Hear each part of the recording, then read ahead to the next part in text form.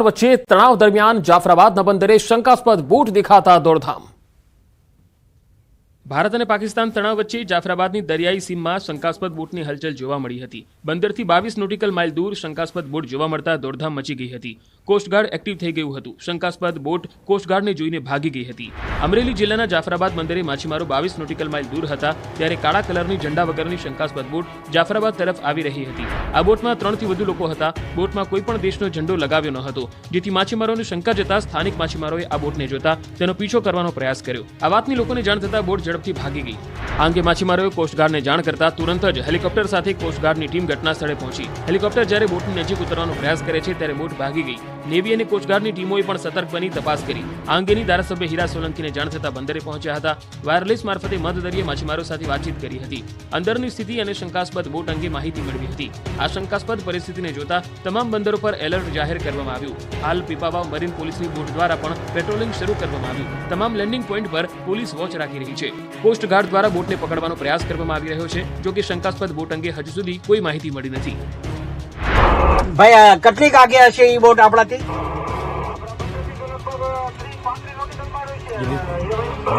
ભાઈ હેલિકોપ્ટર ને એ બધું આવી ગયું છે ત્યાં?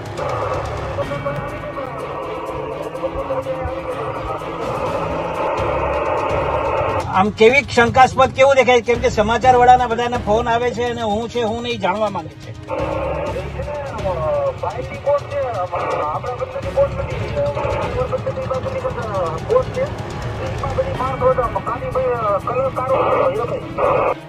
આડોદમાં કેનાલ બનાવી તંત્ર પાણી છોડવાનું જ ભૂલી ગયું।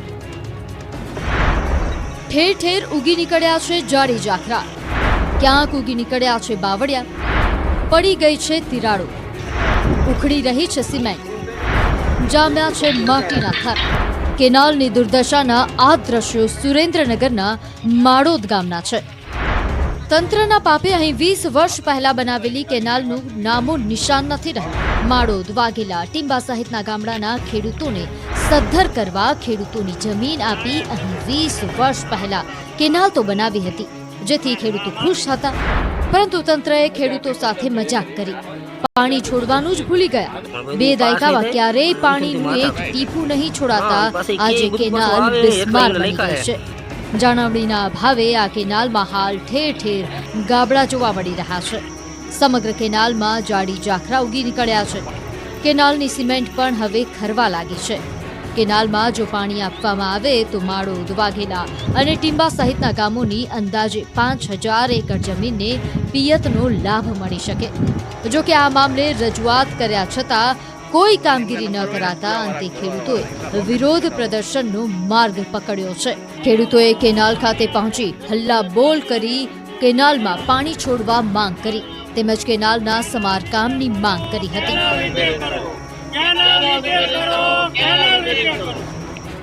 રાધનપુર અને સાંતલપુર વિસ્તારમાં પાણીની પારાયણ શરૂ। આજે ઘડો લઈને હવાડાની ફરવું પણ કોઈ સાટો પાણી હાલતું નહીં, ક્યાંથી બાપડા આવ્યા વિના કોઈ દે। 4-5 વર્ષથી તો પાણીની બહુ તકલીફ છે અને અત્યારે 10-15 દિવસ થયા છે પણ હજી પાણી આવ્યું નથી।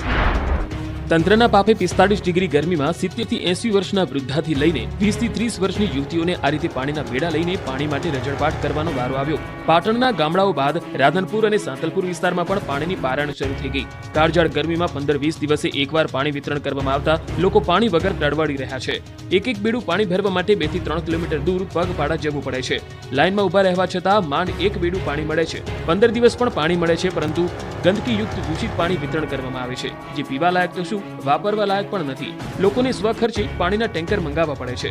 નગરપાલિકામાં અનેક વખત રજૂઆત કરવામાં આવી છે, પરંતુ આજ દિન સુધી પીવાના પાણીની સમસ્યાને કોઈ પણ યોગ્ય નિકાલ આવ્યો નથી। લોકોના ઘરે નળ તો આવ્યા, પરંતુ એ નળ થકી જળ પહોંચાડવામાં તંત્ર નિષ્ફળ નીવડ્યું છે।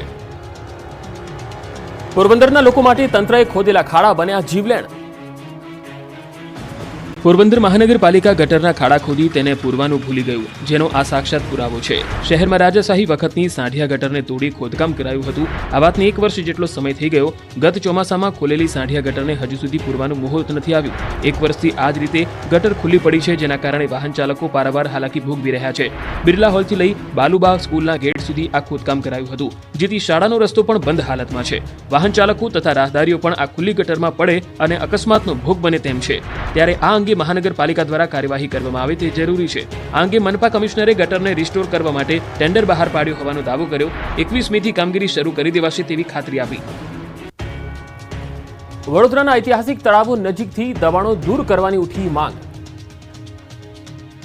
અમદાવાદના ચંડોળા તળાવની જેમ વડોદરાના ઐતિહાસિક તળાવો નજીક મોટા પાયે થયેલા દબાણો ખડકાયેલા છે, ત્યારે તળાવ નજીક નડતરરૂપ દબાણ દૂર કરવાની માંગ ઉઠી છે. વડોદરામાં આવેલા ગાયકવાડ સમયના રાજારાણી અને અજબડી તળાવમાં મોટા પ્રમાણમાં દબાણો છે. વડોદરાના પાણીગેટ વિસ્તારમાં આવેલા આ 3 તળાવ પર 200થી વધારે ઝૂંપડા અને મકાનો બનાવી દેવામાં આવ્યા છે અને 2 તળાવની વચ્ચે ગેરકાયદે બ્રિજ પણ બનાવી દેવામાં આવ્યો છે. લોકો વર્ષોથી અહીં વસવાટ કરે છે. જો કે આ તળાવની આજુબાજુની જમીન કલેક્ટર હસ્તકની છે અને ડેપ્યુટી કલેક્ટર દ્વારા નોટિસો પણ આપવામાં આવી છે, જેથી લોકોને ભય સતાવી રહ્યો છે. લોકો માંગ કરી રહ્યા છે કે તેમને અન્ય જગ્યાએ મકાનો ફાળવવામાં આવે. તો બીજી તરફ મામલતદાર કચેરી દ્વારા નોટિસ ફટકાર્યા બાદ તમામને જરૂરી દસ્તાવેજી પુરાવા રજૂ કરવા મુદત આપવામાં આવી છે. રાજકોટની પદ્મકુંવરબા હોસ્પિટલમાં દર્દીઓ પંખા વગર પરસીવે રેબઝેબ, તબીબોને એસી ઓફિસમાં જલસા. રાજકોટની સરકારી પદ્મકુંવરબા હોસ્પિટલનું તંત્ર અને તબીબો કેટલી હદે નિષ્ઠુર બની ગયા છે તેનો આ બોલતો પુરાવો છે. 45 ડિગ્રી ગરમીમાં દર્દીઓ પંખા વગર પરસેવે રેબઝેબ થઈ રહ્યા છે. બીજી તરફ નિર્દયી તબીબોની ખાલી કેબિનમાં બે રોકટોક એસી અને પંખા ચાલુ છે. રાજકોટ શહેરના હૃદયસમા વિસ્તારમાં આવેલી અને એક સમયે સ્વચ્છતા અને ઉત્તમ સારવાર માટે નામના મેળવનારી રજવાડા સમયની સરકાર સંચાલિત પદ્મકુંવરબા હોસ્પિટલમાં પંખાની કમી હોવાનું સામે આવ્યું છે. હોસ્પિટલના મહિલાઓના વિશાળ 12 બેડના વોર્ડમાં સમ ખાવા પૂરતા માત્ર 2 પંખા છે, જેની હવા પણ પથારી સુધી ન પહોંચતા દાખલ થયેલી મહિલાઓ સહિત તેમના નવજાત શિશુઓને પણ અસહ્ય ગરમી અને બફારાનો સામનો કરવો પડી રહ્યો છે. હોસ્પિટલના કેટલાક પંખા તો તૂટી પણ ગયા છે, એટલે દર્દીઓ પરસેવે રેબઝેબ થઈ રહ્યા છે. તંત્ર પણ એટલું નિર્દયી કે પંખાની વ્યવસ્થા કરવાની બદલે દર્દીઓને કહી દીધું કે તમને ગરમી લાગતી હોય તો ઘરેથી ટેબલ ફેન લઈને આવો. એટલે લોકો ના છૂટકે ઘરેથી ટેબલ ફેન લઈ જવા મજબૂર બન્યા છે. બીજી તરફ પદ્મકુંવરબા હોસ્પિટલના આરએમઓ ડોક્ટર નૂતનબેન લુંગાતાએ હાલ રિનોવેશન ચાલી રહ્યું હોવાથી ત્યાં અમુક પંખા કાઢી લેવામાં આવ્યા હોવાનો લૂલો બચાવ કર્યો. બીજી તરફ આશ્ચર્યની વાત એ છે કે આ જ હોસ્પિટલમાં દર્દીઓ માટે પંખા નથી, પણ અધિકારીઓની ગેરહાજરીમાં પણ તેમની ઓફિસોમાં પંખા અને એસી ચાલુ છે. હા, લાવવા પડે. ઉપર જે અત્યારે આપણે સિઝરિંગ વાળા બહેનો છે ને, બધા માટે પંખા અત્યારે લાવવા પડે ઘરે એમને કે, અને લાવેલા હોય છે ઉપલા માળે. પંખા થોડે કામ કરે છે પણ એટલી બધી હવા નથી ફેંકતી, બરોબર, એટલે ઘરેથી બધા પંખા લઈ આવવાના છે. પંખા 2 બંધ હતા અને 2 કે 3 પંખા ધીમા ચાલુ હતા. અને હાલ હોસ્પિટલ 100 વર્ષ જૂની છે, છત ખૂબ જ ઊંચી છે. સીલિંગ ફેનમાં 45 ડિગ્રી ગરમ પવન આવતો હોય, પેશન્ટ ઘરેથી ટેબલ ફેન લઈને આવે છે.